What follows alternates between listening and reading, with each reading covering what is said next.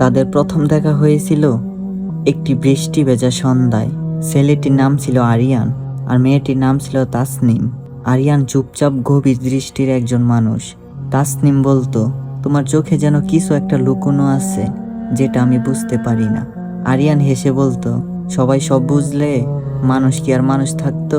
তাদের প্রেম শুরু হয়েছিল হঠাৎ করেই, যেন পুরনো কোনো কাহিনীর অসমাপ্ত অধ্যায় তারা আবার লিখেছে। কিন্তু তাসনিম খেয়াল করেনি আরিয়ান প্রতিদিন রাত 11টার পর নিখোঁজ হয়ে যেত। মেসেজ রিপ্লাই নেই, ফোন বন্ধ। পরদিন সকালেই আবার ফিরে আসতো এক গলা হাসি নিয়ে। তাসনিম জিজ্ঞেস করত, তুমি কোথায় যাও আরিয়ান? আরিয়ান বলতো, ঘুমাতে যাই একটা ঘরের মধ্যে। তাসনিম হয়তো বিশ্বাস করত, যদি না সেই রাতে সে নিজে দেখত আরিয়ান তার বাসার পাশের পুরনো কবরস্থানে দাঁড়িয়ে কারোর সাথে কথা বলছে, অন্ধকারে দাঁড়িয়ে থাকা ছায়া মূর্তির সাথে। আর সেই ছায়া বলছে, তুমি কথা দিছো ওকে আমার করে দেবে, নাকি ভুলে গেছো তুমি মরে গেছো 3 বছর আগে? তাসনিম সেদিন রাতে ভালো করে ঘুমাতে পারেনি। বারবার চোখে ভেসে উঠছিল সেই দৃশ্য। আরিয়ান কবরস্থানে অন্ধকারে দাঁড়িয়ে কারোর সঙ্গে ফিস ফিস করে কথা বলছে। পরদিন সকালে আরিয়ান এলো আগের মতোই হাসি মুখে। তাসনিম আরিয়ানকে জিজ্ঞাসা করলো, তুমি কাল রাতে কোথায় ছিলে? আরিয়ান বলল, বলছি না ঘুমাচ্ছিলাম। তাসনিম এবার আর কিছু বলেনি, শুধু বলে, আজ রাতে আমাকে তোমার সাথে নিয়ে চলো, আমি সব জানতে চাই। আরিয়ান একটু থমকে গেল, চোখে দৃষ্টি বদলে গেল মুহূর্তেই। তারপর হেসে বলল, ঠিক আছে, আজ রাত 11টায় প্রস্তুত থেকো। রাত 11টায় আরিয়ান ও তাসনিম হাঁটছে কবরস্থানের দিকে। চারপাশে নিস্তব্ধ, গা জমজমে নীরবতা। তাসনিমের বুক কাঁপছে, কিন্তু আরিয়ানের মুখে এক অদ্ভুত প্রশান্তি। তারা পৌঁছালো এক পুরনো কবরস্থানের সামনে। আরিয়ান হঠাৎ থেমে গেল। তাসনিম দেখল কবরের ফলকে লেখা আরিয়ান আহমেদ। তাসনিম চিৎকার করে উঠল, এটা কি? এটা তো তোমার নাম, তোমার ছবি, তুমি। আরিয়ান তখন ধীরে ধীরে বলল, 3 বছর আগেই আমি মরে গেছি তাসনিম, কিন্তু আমি ফিরেছিলাম শুধু তোমার জন্য। আমি তাকে প্রতিশ্রুতি দিয়েছিলাম। কবর থেকে ধোঁয়ার মতো এক ছায়া মূর্তি উঠতে শুরু করলো। তাসনিম বুঝতে পারলো এই প্রেম শুধু তার আর আরিয়ানের নয়, এই প্রেমে আরেকজনও আছে এবং সে বেঁচে নেই।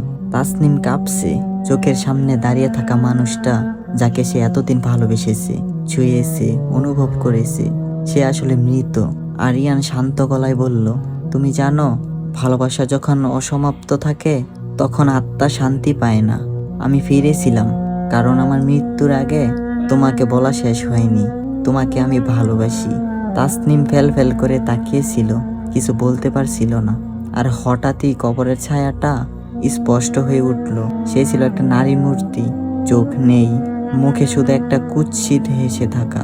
তার গলা কাঁপা কাঁপা, দেখতে অনেক ভয়ানক।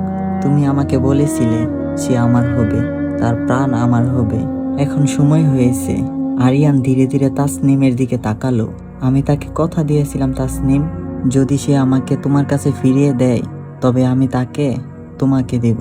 কিন্তু এখন আমি বুঝতে পারছি আমি পারবো না।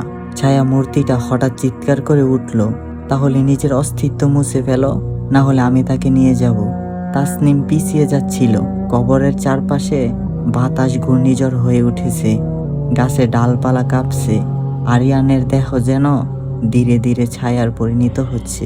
আরিয়ান ছুটে এলো, তাসনিমকে জড়িয়ে ধরল, বলল, ভালোবাসা যদি সত্যি হয় তাহলে আমি ফিরে আসবো আবার। সেই মুহূর্তে এক তীব্র আলো ঝলসে উঠল। তাসনিম চোখ বন্ধ করে ফেলল।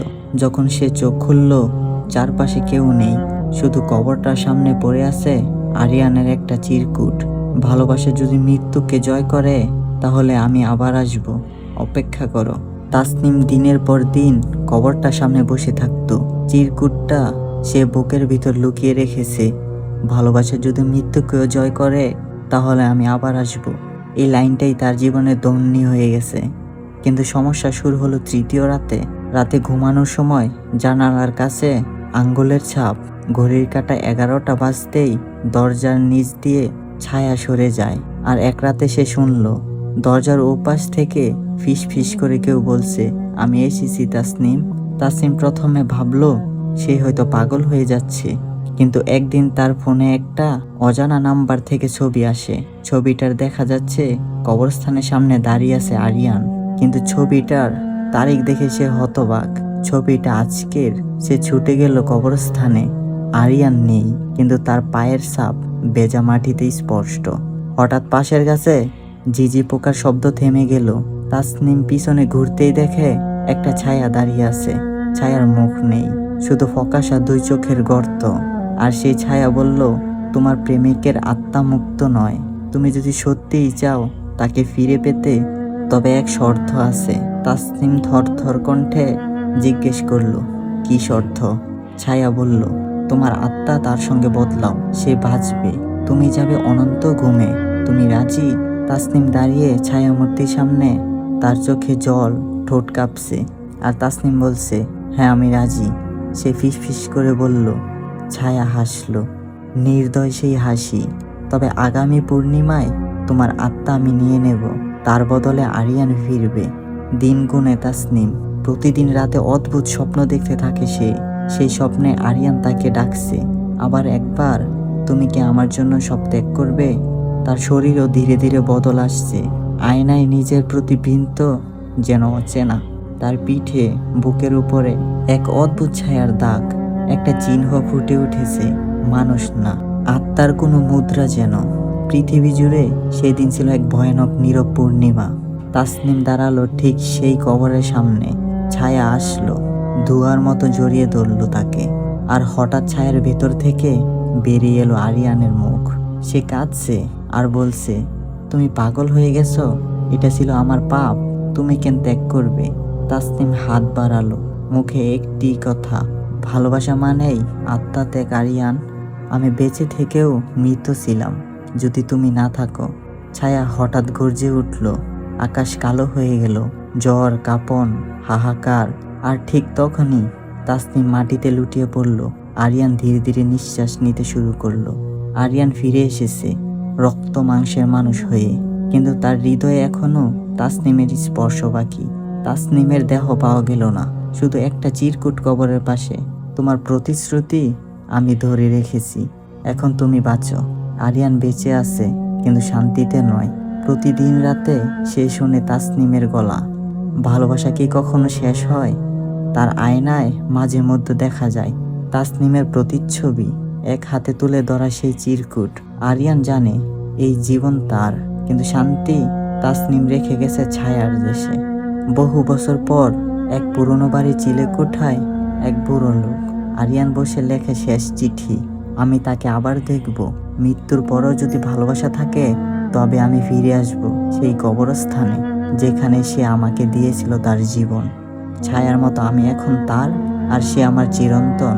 সেই চিঠির নিচে লেখা, শেষ দেখা হবে পূর্ণিমায়।